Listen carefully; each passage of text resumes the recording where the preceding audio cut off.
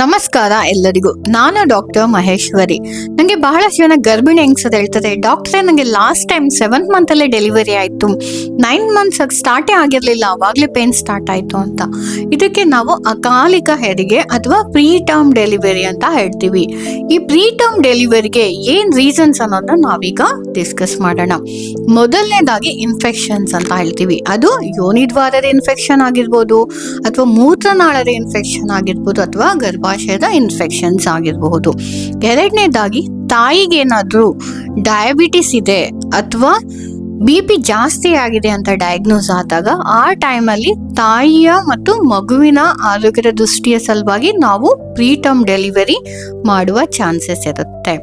ಮೂರನೇದಾಗಿ ತಾಯಿಗೆ ಏನಾದ್ರೂ ಪ್ರೀವಿಯಸ್ ಡೆಲಿವರಿ ಸಹಿತ 9 ತಿಂಗಳ ಮೊದಲಾಗಿತ್ತು ಅಂದ್ರೆ ಫ್ಯೂಚರ್ ಪ್ರೆಗ್ನೆನ್ಸಿಯಲ್ಲಿ ಸಹ ಪ್ರೀ ಟರ್ಮ್ ಡೆಲಿವರಿ ಆಗುವಂತಹ ಚಾನ್ಸಸ್ ಇರುತ್ತೆ.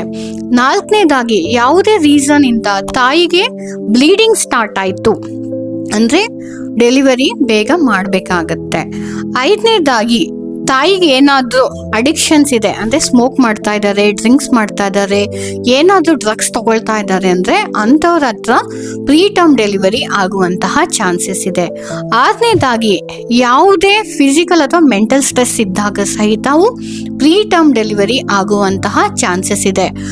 ಏಳನೇದಾಗಿ ಸರ್ವೈಕಲ್ ಇನ್ಕಾಂಪಿಟೆನ್ಸಿ ಅಂತ ಹೇಳ್ತೀವಿ. ಅಂದ್ರೆ ಗರ್ಭಾಶಯದ ಬಾಯಿಯ ಲೆಂತ್ ಕಡಿಮೆ ಇದೆ ಅಥವಾ ವೀಕ್ ಆಗಿದ್ರೆ ಗರ್ಭಾಶಯದ ಬಾಯಿ ಬೇಗ ಓಪನ್ ಆಗುವಂತ ಚಾನ್ಸಸ್ ಇರುತ್ತೆ.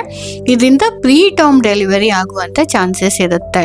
ಸೊ ಈ ಪ್ರೀ ಟರ್ಮ್ ಡೆಲಿವರಿನ ನಾವು ಯಾವ ತರ ಕಂಟ್ರೋಲ್ ಮಾಡ್ಬೋದು ಅಥವಾ ಪ್ರಿವೆಂಟ್ ಮಾಡ್ಬೋದು ಅನ್ನೋದನ್ನ ನಾವು ನೆಕ್ಸ್ಟ್ ವಿಡಿಯೋದಲ್ಲಿ ಡಿಸ್ಕಸ್ ಮಾಡೋಣ.